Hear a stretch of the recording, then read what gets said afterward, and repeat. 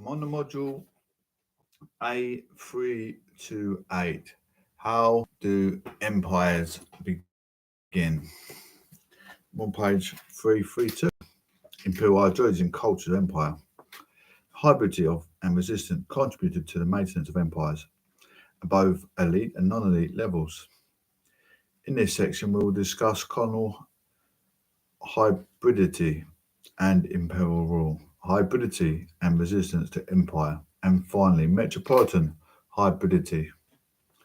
Once you have worked through my overview of the topic here, section 4 will guide you through some activities to help you explore these issues further yourself.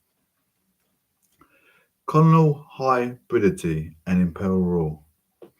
Having an imperial ideology did not necessarily mean much on the ground. Consider, for example, the essay Shooting an Elephant, published by George Orwell in 1936. The narrator, a policeman in Burma, receives a report that a tame working elephant has escaped. This narrator may be Orwell himself, who had worked as a policeman in Burma in 1922. Although this is not certain, on investigating, the protagonist finds the elephant grazing peacefully and decides to watch him for a while to make sure he did not turn savage again and then go home. But he then realizes he is surrounded by a large crowd who have other ideas. The account continues. It was an immense crowd, 2,000 at the least, and growing every minute. I looked at the sea of faces above the garish clothes, faces all happy and excited over this bit of fun, all certain that the elephant was going to be shot. And suddenly, I realised that I should have to shoot the elephant after all. The people expected it of me, and I had to do it. Here I was, the white man with his gun, seemingly the leading actor of the piece. But in reality, I was only a puppet pushed to and fro by the will of those faces behind. To come all that way, the rifle in hand, with 2,000 people marching at my heels, and then to frown feebly away, having done nothing. No, that was impossible. The crowd would laugh at me. In this fignet, a colonial policeman, a cog in the imperial machine, and, by implication, imbued with an imperial outlook, feels constrained in what he does by the pressure of local opinion. This was common. As Robert Bickers notes, the empire was never a simple question of black and white, of ruled and ruling. The police, a tiny officer corps aside, were allotted a specific slot in an intricate and fluid hierarchy and expected to know their place. Bickers 2004. Let's explore this idea that in colonial contexts where metropolitan ideology of empire come into contact with local cultures and ways of seeing the world, new hybrid understands and identities emerge and help to sustain empires. India in the 19th and 20th centuries is a useful example. Here, Indian culture engaged with colonial intentions to create what Homi Bhabha has called a hybrid culture space, where engagement was as often consensual as conflictual. While the term hybridity carried negative connotations in colonial and imperial discourse of the 19th century, this original meaning has been reversed by cultural theorists such as Bhabha, who now use the term to indicate the independence of the colonizer and colonized. For Bhabha 1994 and others, identity is formed by an encounter with difference, more than mixing of different cultural elements. Hybridity is the emergence of new, blended culture that undermines existing forms of cultural authority and representation. Cultural hybridity is one answer to the question, how do empires work? We might start initially at the top of society, where ruling elites in both Britain and India found mutual accommodations within the unequal terms of the imperial governance. The main agent of British imperialism in India was initially the English East India Company. In 1670, Charles II granted the EIC the right to raise its own army, mint its own money, and acquire territory. During this stage of imperialism in India, it was not uncommon for British officials posted to India to adopt Indian dress and customs. In other words, for the British to be the ones who needed to adapt their behaviours. Subsequently, however, state involvement in the administration of India steadily increased. After the Battle of Plassey, 1757, Bengal became the first major Indian region to be taken under direct British control. From the early 19th century, a period of expansion of influence took place, fueled by both direct conquest and, significantly, the making of agreements with the so-called princely states. The latter gave the British indirect control over agreed areas. After 1857, when the Mughal Empire was formally liquidated, the princely states still accounted for around 40% of India's territory and around 20 to 25% of its population. As Fiona Gowriehut notes, in these areas, the British effectively outsourced government to local rulers under a system of supervision known as indirect rule or paramountcy. The rest of the country was administered directly by the British, although even here directly is a term requiring qualification.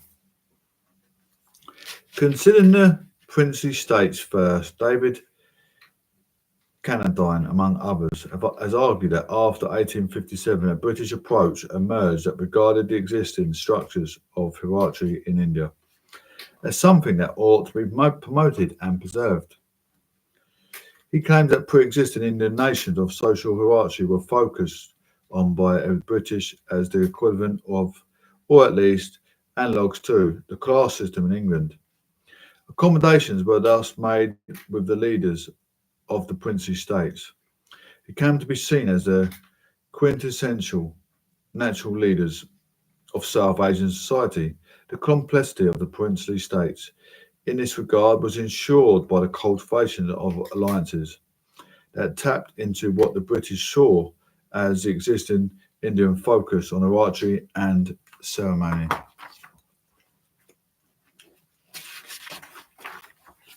British rulers of princely states were thus, as evidenced in Figure 10.9, often accompanying seeing equals, and there is evidence of the enhancing the status of both parties to the extent that indirect rule was by no means a one-way process in which the colonial state invariably reigned supreme. It was possible at times for the princes to push back quite hard at elements of British policy, and they did. In areas of India under British direct control, too much of the day-to-day administration of the empire was undertaken by Indians. This too suggests both the hybridity of imperial culture and the development of an Indian habitus that accommodated the British intruders to an extent.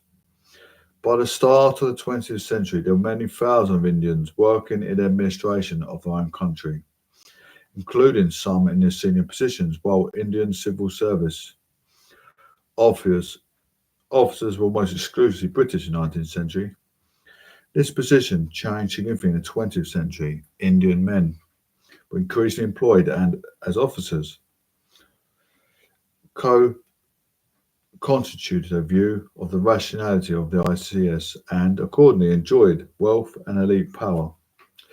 Though the officers were more Indians, worked in more routine administrative positions.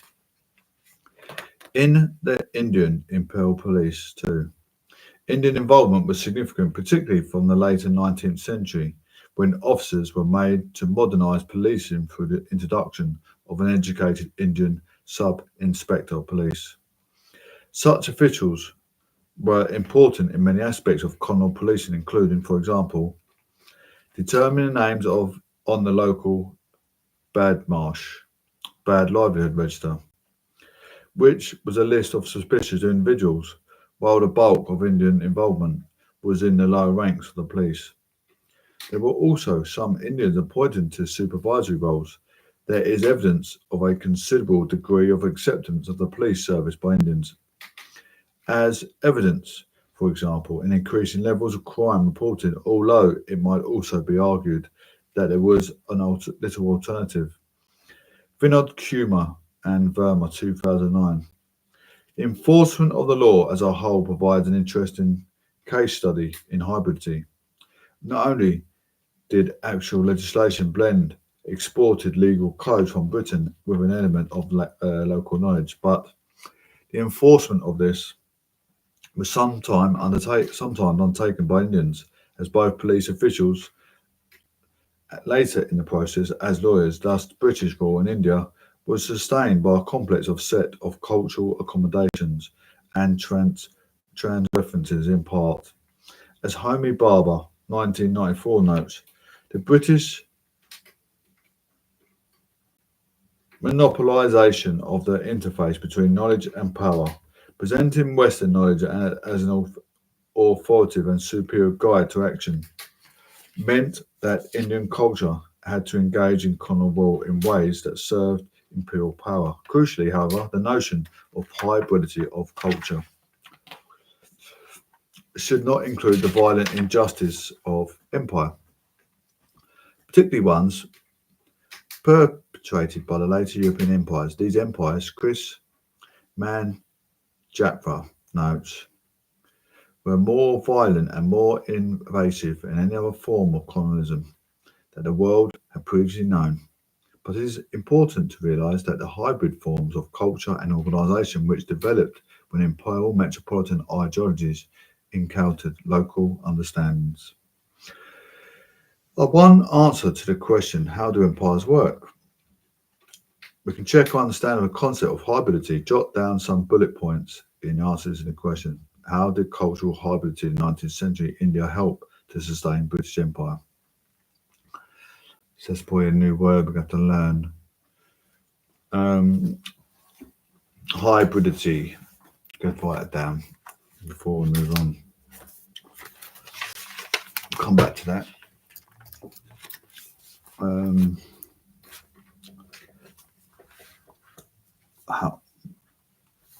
Cultural hybridity. Let's see what hybridity means first. Hybridity.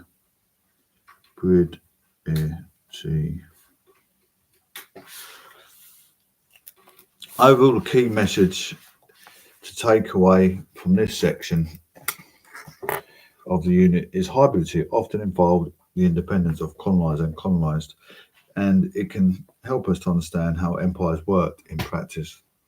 Colonial hybridity and resistance to maintain of empire led us now to consider some of the ways in which cultural and ideological resistance can give clues as to how empires worked. France provides some interesting evidence here. Colonialism had a complex place in French culture, given French pride in the revolution principles of equality and brotherhood. During the 19th century, France had developed a discourse of assimilation as part of its approach to maintaining its colonies. It was felt that France's mission, civilize a choice combined with a stated intent to grant full citizenship rights to the populations of its colonies, primarily in North Africa and Indochina. When these populations were sufficiently assimilated, helped to reconcile for the French universalism of the revolution with the maintenance of an empire, which often required the use of force. It is instructive that the French Empire was often referred to within France as Greater France, implying a sense of eventual unity.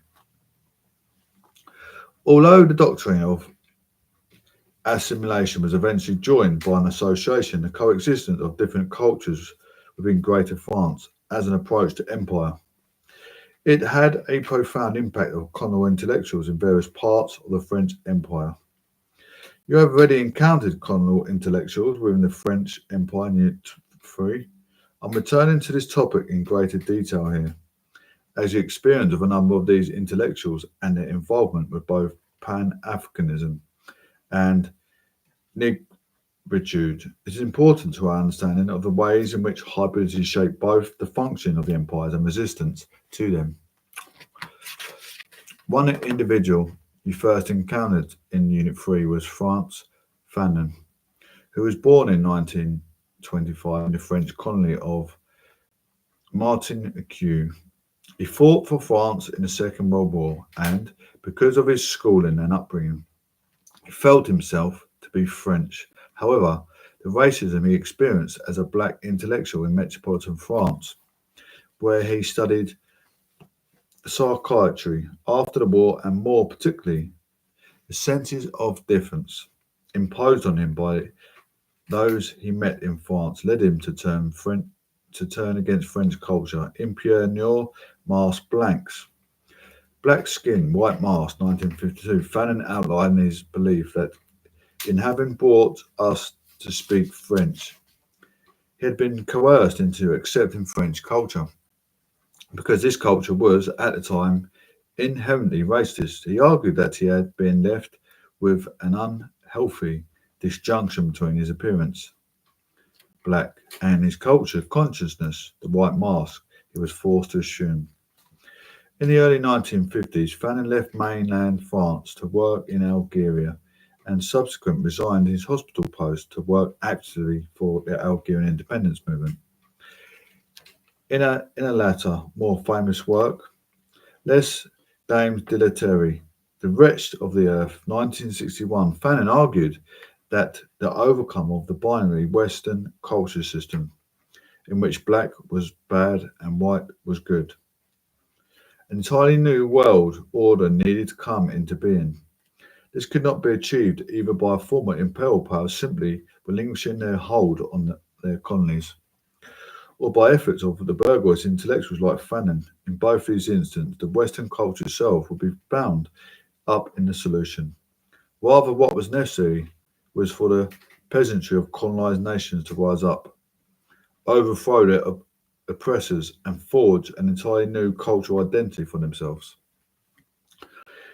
In Unit 3, we have learned about the concept of an imperial imaginary. In many ways, what Fanon and other colonial intellectuals were seeking was a new form of imaginary, a way of conceiving of themselves that did not rely on either acceptance of resistance to an empire.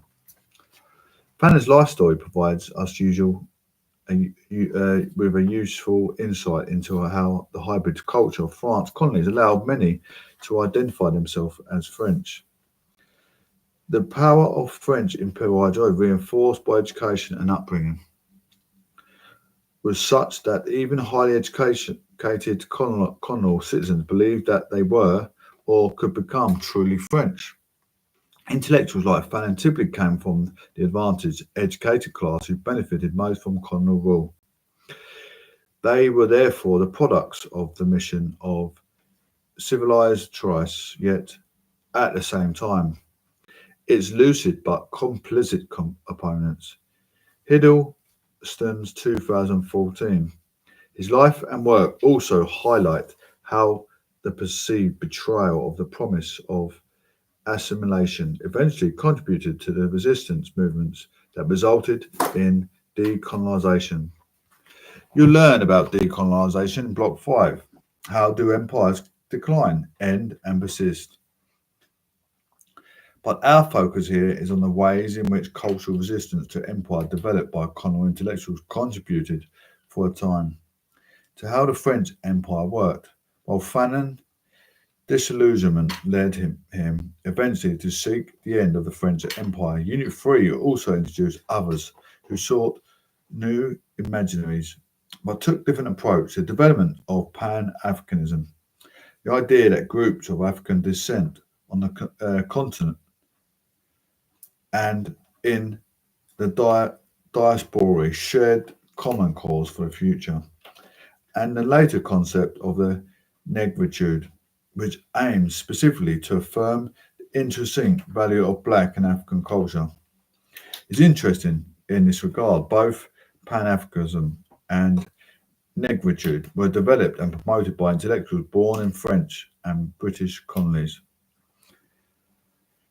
Antenna Joseph, firm in 1850 to 1911, for example, was a Haitian barrister, philosopher, anthropologist, and politician.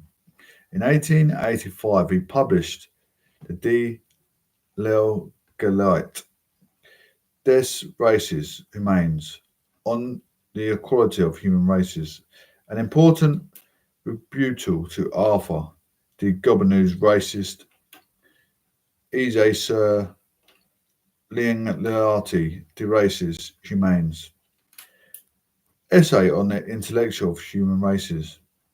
In this work, Firmin argued for the natural equality of all humans, offered a critique of the theories of racial inequality, and showed how these beliefs serve to uphold specific forms of social, political, and economic domination, and finally argued that the doctrine of racial inequality was an essential contradiction blocking human emancipation.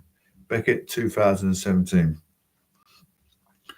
Berman also helped develop Pan-Africanism, the idea that peoples of African descent have common interest and should act in concert.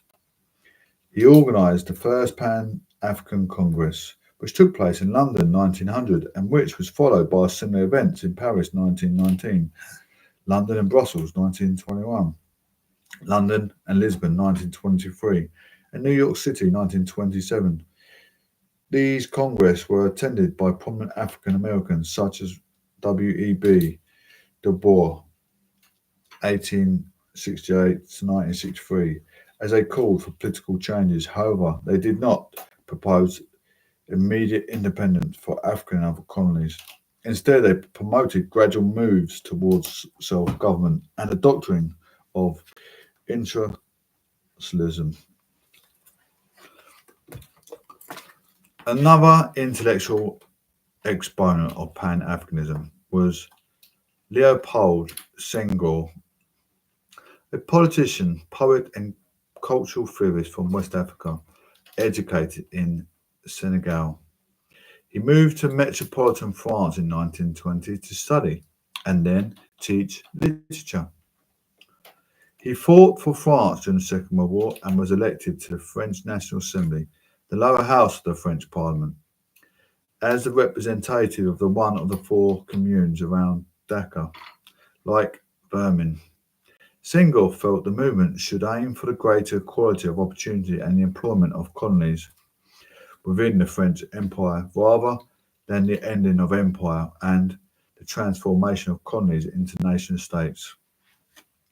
Senghor is also known for his development alongside others such as Amy Cassia, George Padmore, and Paulette Nardell of the concept of negritude, the self-affirmation of black peoples, of the affirmation of the values of civilization as something defined as black world. Like Senghor, Nardell thought that the development and expression of pride in a distinctively black culture did not necessarily imply the end of the French colonial rule, but rather the mutual appreciation of Afro-Caribbean and French cultures. Thus, the development of new colonial imaginaries did not always aim to overturn empires, but to change them. In this way, resistance was arguably functional to the maintenance of imperial systems. It forced them to change, but only within certain parameters. The idea that resistance to empire might form part of the explanation of how empires work is a challenging one. Spend 10 minutes looking over section 3.2 and then write a short paragraph, ideally no more than 150 words, summarising how resistance to the French Empire may in fact have contributed to its maintenance. Thus, as we have seen, resistance as well as hybridity could contribute to the function of empires. In the following section, we can consider the operation of both in metropolitan contexts, hybridity and resistance in the metropole. There is a tendency for discussion on hybridity to be focused primarily on colonial context. It is an oversimplification. However, to think of an imperial ideology which moves out to and encounters a colonial context, resulting in a hybrid culture, an admixture of the two. Why so? Well, because as we have already seen, both colonizers and colonized move between colonial and metropolitan contexts continually. As Manjapra notes, colonialism causes the knotting, folding, and meeting of juxtaposed process, institutions, and practice held together in tension.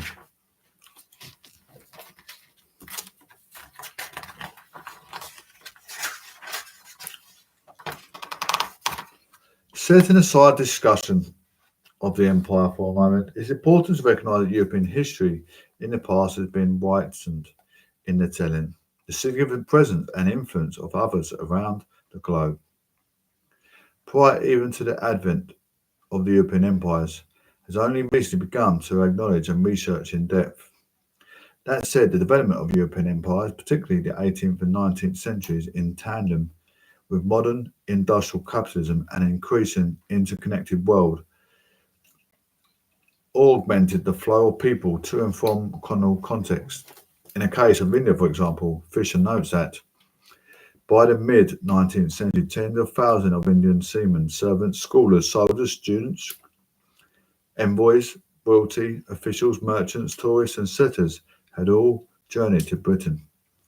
Once there, Indian men and women participated variously in British society according to their class, gender, regional origin, religion, caste, and individual circumstances through friendship negotiations and conflicts with Britons and each other. Cultural interaction of all types in metropolitan contexts led unconsciously to elements of hybridity in imperial cultures. As Peter Marshall has noted, although the pronounced self-confidence of the British people in superiority of their own culture for much of the imperial period restricted their willingness and ability to learn consciously from the peoples of the empire, their unconscious absorption of the exotic went on continuously. Note that although we find examples of the one-way culture transference, India adopted cricket, Britain received polo in exchange, England exported the English language, but plenty of expressions made it back in the other direction. More complex, hybrid culture interactions were the norm. To take an obvious example, curry was adopted in England by the mid 19th century, but in a completely naturalised form, a hybrid of Indian cuisine and British tastes. Slotnick. In a part, the construction and consumption of the exotic in metropolitan context was part of what said 1978 has called Orientalism, but as well as elements of hybridity arising in metropoles, in mingling and cultural transference that took place in metropoles also in turn reinvigorated or kick-started new forms of hybridity in colonial contexts. As Mark Matera 2016 notes, the relative freedom from the oppression of racism that migrants encountered in metropolitan contexts combined to produce hybrid cultures of anti-colonism that were then exported back to the colonies. You've already encountered examples of this above. Leopold Senghor's education and work in France, which led him eventually to return to a colonial context, determined to lead change there. If we read the source 10.1, in which Mark Material provides an overview of an article by Michael Goebel called The Capital of the Men Without a Country, Migrants and Anti-Colonialism in Interwar Paris. Once you have read the extract, consider the following question. Are you surprised by Goebel's assertion and future anti-colonial leaders were forged in migrant communities of interwar Paris. Michael Cabell's contribution to the forum, A Capital of the Men Without a Country, Migrants and Anti-Colonialism in Interwar Paris, considers how migration transformed the Imperial metropolis in an incubator, an amplifier, and a transmitter for global spread of anti-imperialism. He provides a social history, as opposed to an intellectual or political history, of metropolitan anti-colonialism after the unprecedented influx of workers and military personnel from French and British colonies and East Asia during World War One. Significant numbers of non-European migrants managed to stay or return, and the interwar years saw a steady rise in the numbers of colonial students at metropolitan universities. The triumph of the modernism in the fine art and a vogue for blackness, African American jazz and other African Caribbean, and Latin American musics brought artists, actors, and musicians of non European descent to Paris. By the 1930s, more than 10% of the city's population was foreign born, and both it and London became centres of refuge for fascism in Europe as the decade went on.